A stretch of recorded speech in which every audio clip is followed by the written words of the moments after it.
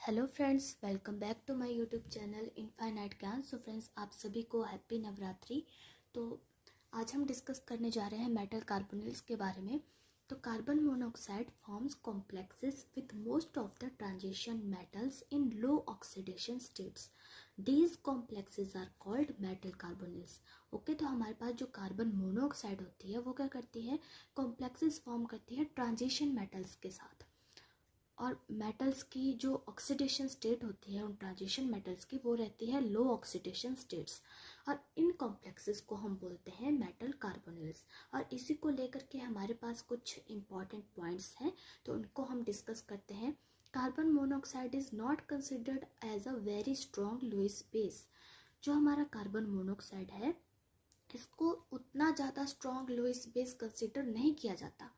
Okay, तो carbon monoxide जो है वो क्या है, हमारे पास एक तरह से लिगेंड है।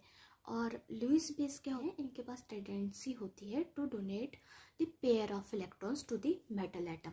ओके, तो ये जो हमारा कार्बन मोनोऑक्साइड होता है इसके पास ये टेंडेंसी कम रहती है। ये उतने अच्छे से इलेक्ट्रॉन्स को डोनेट नहीं कर पाता है, पेयर ऑफ इलेक्ट्रॉन्स को, लोन पेयर ऑफ इलेक्ट्रॉन्स को। Okay, lone pair of electrons होते हैं वो, इस वजह से ये very strong Lewis base consider नहीं किया जाता है। लेकिन फिर भी ये क्या करता है, स्ट्रॉन्ग बॉन्ड को फॉर्म करता है मेटल्स के साथ in this complexes, that is metal carbonyls. Metal atom are always in the low oxidation states, mostly zero, low positive और नेगेटिव ऑक्सीडेशन स्टेट्स। तो यहाँ पे जो हमारा मेटल रहेगा उसकी हमेशा लो ऑक्सीडेशन स्टेट रहेगी, जो कि ज़ीरो भी हो सकती है, लो पॉजिटिव भी हो सकती है। मतलब कि पॉजिटिव में भी बहुत ही कम होगी, जैसे +1 +2, और नेगेटिव ऑक्सीडेशन स्टेट्स रहेंगी। ओके, तो लो ऑक्सीडेशन स्टेट का मतलब ये है कि वहाँ पे इलेक्ट्रॉन्स जो हैं वो ठीक है, उनका नंबर काफ़ी अच्छा है वहाँ पे हमारे मेटल के पास। ओके, तो इसकी ऑक्सीडेशन स्टेट क्या है, कम है। About 99% of this complexes obey effective atomic number rule which accounts their stability. अब हमारे पास 99% जो हमारे कार्बोनिल्स होते हैं, मेटल कार्बोनिल्स, वो इफेक्टिव एटॉमिक नंबर रूल को फॉलो करते हैं। ये हमने EAN रूल में भी पढ़ा है कि ये क्या करते हैं, इस रूल को फॉलो करते हैं, जो कि इनकी स्टेबिलिटी को अकाउंट करता है। तो हमारे ये जो कॉम्प्लेक्सेस होते हैं ये 3 टाइप्स के रहते हैं, that is mononuclear, binuclear and polynuclear carbonyls. अब मोनोन्यूक्लियर क्या हुआ कि हमारे पास एक मेटल रहेगा कार्बोनिल के साथ, बाई में हमारे पास 2 मेटल्स रहेंगे। और मेटल्स यहाँ पे कौन से वाले होते हैं, ट्रांजिशन मेटल्स। पॉलीन्यूक्लियर, पॉली में 2 से ज़्यादा, कितने भी हमारे क्या हो सकते हैं, मेटल्स हो सकते हैं कार्बोनिल के साथ। तो some metal carbonyls are also known to form important derivatives.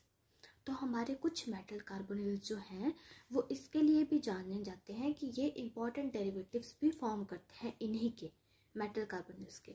Since these complexes contain metal atom in zero और low positive oxidation states, there does not seem to be attractive interactions between the metal and the ligand as is possible for the positively charged metal ion। अब यहाँ पे क्या बताया जा रहा है, क्योंकि ये कॉम्प्लेक्सेस क्या है, इन कॉम्प्लेक्सेस में हमारा जो मेटल है उसकी ऑक्सीडेशन स्टेट बहुत ही कम है, ज़ीरो है, लो पॉजिटिव है। इसका मतलब इसके ऊपर कोई चार्ज नहीं है, क्योंकि इसमें इलेक्ट्रॉन्स की कमी नहीं है, अच्छे इलेक्ट्रॉन्स हैं इसमें। ओके, तो इसमें इलेक्ट्रॉन्स की कमी नहीं है। इलेक्ट्रॉन्स की कमी ही होने से हमारे पास क्या आ जाता है, चार्ज आ जाता है कोई ना कोई हमारे मेटल के ऊपर, है ना। +1 भी हो सकता है, प्लस या नेगेटिव कोई भी चार्ज आ सकता है। तो अब कोई चार्ज ही नहीं है इसके ऊपर, there does not seem to be attractive interactions. अब चार्ज नहीं होगा तो अट्रैक्टिव इंट्रैक्शंस भी नहीं होगी बिटवीन मेटल और लिगेंड के बीच में। अब जैसे कि सोडियम क्लोराइड का अगर हम एग्जांपल लें तो सोडियम क्लोराइड में क्या रहता है, सोडियम के पास पॉजिटिव चार्ज रहता है और क्लोरीन के पास नेगेटिव, और वो दोनों क्या करते हैं, अट्रैक्टिव फोर्सेस होती हैं उनके बीच में, और वो एक कंपाउंड फॉर्म करता है, that is our sodium chloride. अब यहाँ पे वैसा नहीं हो रहा है, अब इनके बीच में इंट्रैक्शंस भी नहीं हो पाएंगी। तो अब हमारा जो मेटल कार्बोनिल है वो कॉम्प्लेक्स कैसे फॉर्म होगा, जब इनके बीच में अट्रैक्टिव फोर्सेस नहीं है, तो वो हम आगे डिस्कस करेंगे। It is the main characteristic of carbonyl ligand that it can stabilise low oxidation states. अब यहाँ पे जो हमारा कार्बोनिल लिगेंड है, इसका ये एक मेन करेक्टर है कि ये जो हमारी लो ऑक्सीडेशन स्टेट्स होती हैं मेटल की, उनको ये स्टेबलाइज कर सकता है। Okay, this is due to the fact that it possess vacant pi orbitals in addition to lone pairs। ये क्या करता है, possess करता है vacant pi orbitals in addition to lone pairs। Lone pairs जो है, कार्बन के लोन पेयर्स की बात हो रही है, वो हम यहाँ पे डिस्कस करेंगे। Okay, the formation of a sigma bond by the donation of lone pair of electrons into the suitable vacant metal orbital leads to excessive negative charge on the metal। अब यहाँ पे क्या रहता है हमारे पास, हम इस तरह से देखेंगे, हमारा क्या है, ये है कार्बोनिल लिगेंड। ओके, और ये है हमारा मेटल। तो कार्बोनिल के पास इस तरह से हमारे पास क्या है, लोन पेयर है। उसी तरह से ऑक्सीजन के पास भी होते हैं, और इन दोनों के बीच में 3 बॉन्ड होते हैं प्रेजेंट। ओके, तो इसने क्या किया, ये क्या है, वेरी स्ट्रॉन्ग लुईस बेस नहीं है, लेकिन है ये लुईस बेस ही है, पर उतना ज़्यादा स्ट्रॉन्ग नहीं है। तो ये क्या करेगा, अपने लोन पेयर ऑफ इलेक्ट्रॉन्स को डोनेट करेगा मेटल को। तो जब इसने डोनेट कर दिया, तो यहाँ पे क्या फॉर्म हो गया, सिग्मा बॉन्ड फॉर्म हो गया। वो हमने यहाँ पे डिस्कस किया कि the formation of sigma bond by the donation of loan pair of electrons in the suitable vacant metal orbital. अब जो हमारा मेटल होगा, उसका जो सुटेबल वैकेंट ऑर्बिटल होगा, ओके, वहाँ पे ये जाएंगे हमारे इलेक्ट्रॉन्स जो इसने कार्बोनिल ने डोनेट किए। अब जैसे ही इसके पास वो इलेक्ट्रॉन्स गए मेटल के पास, अब मेटल जो है वो हमारा पहले से ही लो ऑक्सीडेशन स्टेट में है। अब जो इसका कोई सुटेबल वैकेंट ऑर्बिटल होगा, वहाँ पे तो वो चले गए, लेकिन फिर क्या हुआ कि इसके पास एक्सेसिव नेगेटिव चार्ज हो गया मेटल के ऊपर। Okay, to counter the excessive negative charge on the metal. अब इस एक्सेसिव नेगेटिव चार्ज को काउंटर करने के लिए a pi bond is formed by the back donation of electrons from the filled metal orbitals into the vacant pi type, okay, vacant pi type of the carbonyl ligand।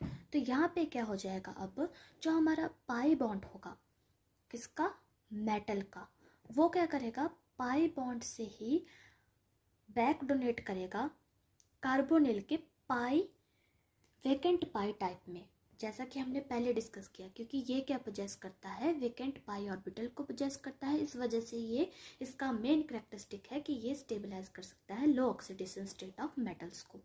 तो अब इसने क्या किया, अब इस एक्सेसिव नेगेटिव चार्ज को counter करने के लिए इसने मेटल ने जो इसका पाई जो ऑर्बिटल था, जो कि फील्ड था, वहां से इसने क्या किया, बैक डोनेट कर दिया इलेक्ट्रॉन्स को to the vacant pi orbital of the carbonyl ligand. तो अब यहाँ से क्या हो गया, इसने बैक डोनेट कर दिया अब इसको। ओके, तो बैक डोनेट करने से, बैक डोनेट इसने कहाँ पे किया, इसने अपना पाई बॉन्ड फॉर्म किया यहाँ पे। ये कौन सा है, पाई बॉन्ड है, और इसके पास क्या था, हमारे पास वैकेंट पाई ऑर्बिटल।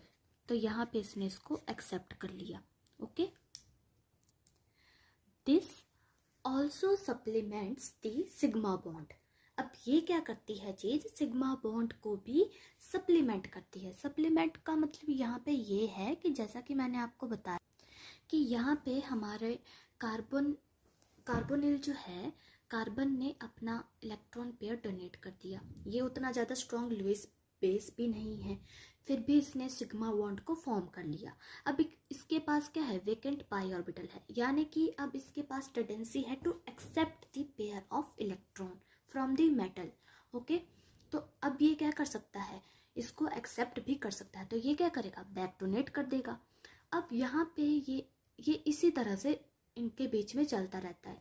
अब इसने इसको डोनेट कर दिया, बैक डोनेट कर दिया, ये दोबारा से इसको दे देगा ये अपने लोन पेयर्स, और दोबारा सिग्मा बॉन्ड फॉर्म कर लेगा, और फिर ये दोबारा से बैक बॉन्ड फॉर्म करेगा, बैक डोनेशन शो करेगा। तो ये क्या है, ये एक दूसरे को, ये जो दोनों बॉन्ड हैं ये एक दूसरे को सप्लीमेंट कर रहे हैं।